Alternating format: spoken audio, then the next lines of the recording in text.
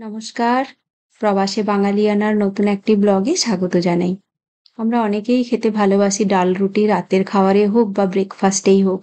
আজকে বানাবো সেরকমই একটা খাবার, খালি দেখতে একটু অন্যরকম আর নামটাও অন্যরকম। নামটা হচ্ছে দাল বাটি। আপনারা অনেকেই জানেন এটা রাজস্থানের খুব জনপ্রিয় খাবার। রাজস্থানের নাম এলেই কিন্তু ডাল বাটির কথা আসে, কারণ এটা ভীষণ জনপ্রিয় রাজস্থানের খাবার হিসেবে। তো সেটাই আজকে বানাবো। দেখতে খালি শেপটা অন্যরকম, বাকি একদম রুটিরই মতো, খালি গোল গোল বানাবো। নিয়ে নিয়েছি 1.5 কাপ আটা, তার সঙ্গে দিয়ে দিলাম 1/3 কাপ সুজি, পরিমাণ মতো নুন, আর দিয়ে দিচ্ছি ঘি। আর সুজির পরিমাণটা আসলে 1 কাপ আটাতে 1/4 কাপ সুজি লাগে, তো আপনারা সেই হিসেবে নিয়ে নেবেন। এতটা কিন্তু পরিমাণটা দিলে তাহলে বাটিটা খুব ভালো হয়। বাটিটা মানে আমি যে বলটা বানাবো ওটাকেই বাটি বলে। ভালো করে ডোটা মাখিয়ে নেব। যেরকম আমরা আটা মাখাই রুটির জন্য একদম সেরকম বানাবো। সুজি আছে, একটু শক্ত হয়, পরে আবার একটু নরম হয়ে যাবে। ঢাকা দিয়ে রাখবো। একদম সুন্দর করে মাখিয়ে নিয়েছি। এবারে ঢাকা দিয়ে 10-15 মিনিট রেখে দেবো। ততক্ষণে আমি ডালটা বানিয়ে নেবো। এর সঙ্গে কিন্তু ডালই খায়, আর ঘি লাগে অনেকটা। আর কিছুই নেই কিন্তু এর মধ্যে। অড়হর ডাল নিয়েছি। আপনারা চাইলে মুগ ডালও করতে পারেন, কিন্তু রাজস্থানীরা এই অড়হর ডালই খায় এর সঙ্গে। এতটা ডাল হলে আমাদের হয়ে যাবে। ভালো করে ডালটা ধুয়ে নিয়েছি। এবারে আমি সেদ্ধ করতে বসিয়ে দেবো। একদম 2টো সিটি দেবো হাই ফ্লেমে, কারণ এই ডালটা আমার এখানে খুব তাড়াতাড়ি সেদ্ধ হয়ে যায়। একটুখানি টমেটো দিয়ে দিলাম এর মধ্যে, আর দিয়ে দিচ্ছি পরিমাণ মতো নুন আর হলুদ, দিয়ে সেদ্ধ করে নেব। ডালটা সেদ্ধ বসিয়ে দিয়েছি। এবারে আমি বাটিগুলো বানিয়ে নেব। এটা আসলে বাটির শেপে হয় বলে হয়তো এই জন্য বাটি বলে। দেখতে একদম গোল গোল করে। এটা আমি তো আজকে এয়ার ফ্রায়ারে বানাবো। আপনারা চাইলে যদি ওভেন থাকে আপনাদের কাছে ওভেনেও বানাতে পারেন। যদি ওভেন না থাকে এটা কিন্তু গ্যাসেও হয়ে যায়।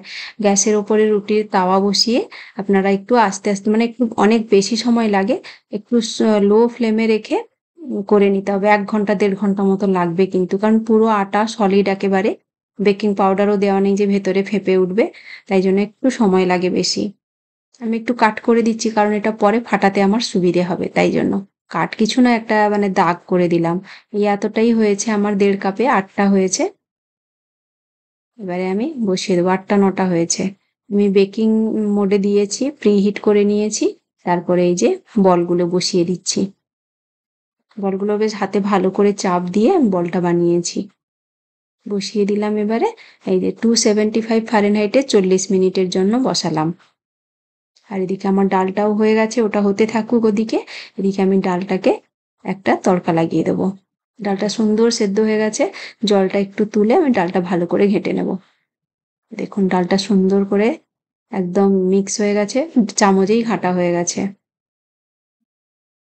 এবারে একটু তড়কা লাগাবো, তার জন্য একটুখানি তেল দিয়েছি, একটুই ঘি দিলাম, তারপরে জিরে ফোড়ন, তারপর হিং দিলাম। এবারে দিয়ে দিচ্ছি রসুন কুচি। রসুন কুচি নয়, রসুনটা গ্রেট করে নিয়েছি আমি।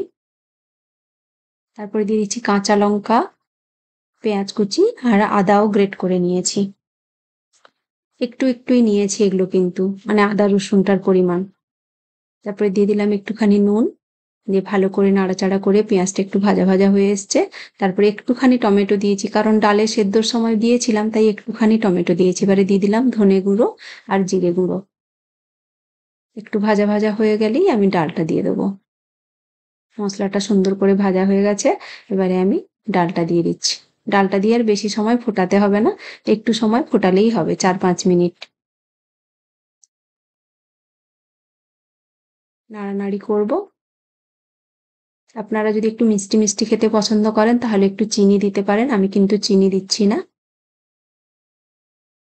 এবারে দিয়ে দিচ্ছি লেবু রস, এটা কিন্তু মাস্ট দিতেই হবে, তাহলে খেতে খুব ভালো লাগবে, একটা সুন্দর টেস্ট আসবে ডালের। এবারে দিয়ে দেবো ধনেপাতা। ধনেপাতাটা দিয়েই আমি নাড়িয়ে চাড়িয়ে নামিয়ে নেব। হয়ে গেছে আমার ডালটা একেবারে। এই ডালটা আবার যত ঠান্ডা হতে থাকে তত ঘন হতে থাকে। ডালটা এই যে নিয়ে নিলাম। এবারে বাটির জন্য আমি ঘি গরম করব, মানে ওই বাটিগুলো যখন বেক হয়ে বেরোবে তারপরে কিন্তু ঘিতে ডোবাতে হবে। এতটা ঘি নিয়েছি, এতটা পুরোটা লাগবে না, তাও আমি একটু বেশি রেখেছি। ঘিটা আমি মেল্ট করে নিয়েছি 30 সেকেন্ড মাইক্রোওয়েভে। এই যে দেখুন লাস্টের আমি তো ওই 275 এ দিয়েছিলাম 40 মিনিটসের জন্য, তারপরে আমি 325 এ 5 মিনিটসের জন্য দিয়েছিলাম, তাতে কালারটা ভালো আসবে বলে। এই যে উপরে লাল লাল কালারটা চলে এসছে, দেখতেও ভালো লাগবে আর ক্রিস্পিও হবে, তাই লাস্টের 5 মিনিট আমি 325 ফারেনহাইটে দিয়েছিলাম। আর এই গরম অবস্থায় এই বাটিগুলোকে এরকম হাতে টাওয়েল নিয়ে ফাটিয়ে নিতে হবে, কারণ পরে শক্ত হয়ে যাবে। আর হাতে টাওয়েল নেওয়ার কারণ প্রচন্ড গরম, নাহলে হাত জ্বলে যাবে একেবারে। এইভাবে সবগুলোকে ফাটিয়ে নেবো গরম অবস্থাতেই। আর এই গরম অবস্থাতেও ঘির মধ্যে মানে বসিয়ে দিতে হয়। ঘিয়ের মধ্যে বসিয়ে এইভাবে ভালো করে ঘিয়ে ডুবিয়ে ডুবিয়ে আর ফাটা জায়গাগুলো দিয়ে ঘিটা ঢাললে ভেতর অব্দি ঘি চলে যাবে। বেশ ভালো করে আমি ঘিতে ডুবিয়ে নিচ্ছি বলগুলোকে, বলগুলো বলুন বাটিগুলো যাই বলতে পারেন।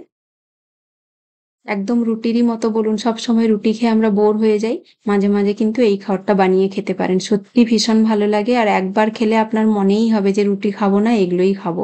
এটা হয়তো একটু ঘি বেশি খাওয়া হয়, কিন্তু সব সময় বানানো তো হয় না, মাসে একবারও হয়তো হয় না, মানে 2 মাসে একবার করি হয়তো, অতটা ঘি খাওয়াই যায়। তো এই যে দেখুন বানানো হয়ে গেছে, দেখতেও ভারী সুন্দর হয়েছে, খেতে কিন্তু সত্যি ভীষণ ভালো লাগে। আমার ঘরে তো মানে মাসে একবার হয়েই যায়, 2 মাসে নয়, আমার ঘরে মাসে একবার হয়েই যায়, কারণ অভিও ভীষণ ভালোবাসে, আমারও ভীষণ ভালো লাগে, অভির বাবারও খুব ভালো লাগে। এটা আমি একজনের বাড়িতে গিয়ে খেয়েছিলাম, আসলে ওখানে খেয়ে আমার এত ভালো লেগেছিল, তো আমি ওকে জিজ্ঞেস করে রেসিপিটা জেনে আমি করলাম। আমার 2-3 বার বানানো হয়ে গেছে। খুব ভালো লাগে খেতে। আপনারাও বাড়িতে বানিয়ে খান। মানে যারা ডাল রুটি খেতে ভালোবাসেন, তারা এইভাবে একবার বানিয়ে খান। দেখবেন ডাল রুটি খাওয়া ভুলে যাবেন। খুব ভালো থাকবেন সবাই। এই ছিল আমার আজকের ব্লগটা। আমার ব্লগটা যদি আপনাদের ভালো লেগে থাকে অবশ্যই একটা লাইক করবেন, কমেন্ট করে জানাবেন কেমন হয়েছে। প্লিজ আমার পাশে থাকবেন। যদি ইউটিউব থেকে দেখেন অবশ্যই সাবস্ক্রাইব করে করবেন। আর ফেসবুক থেকে দেখলে অবশ্যই ফলো করবেন। খুব ভালো থাকবেন সবাই। দেখা হচ্ছে পরের ভিডিওতে। টাটা।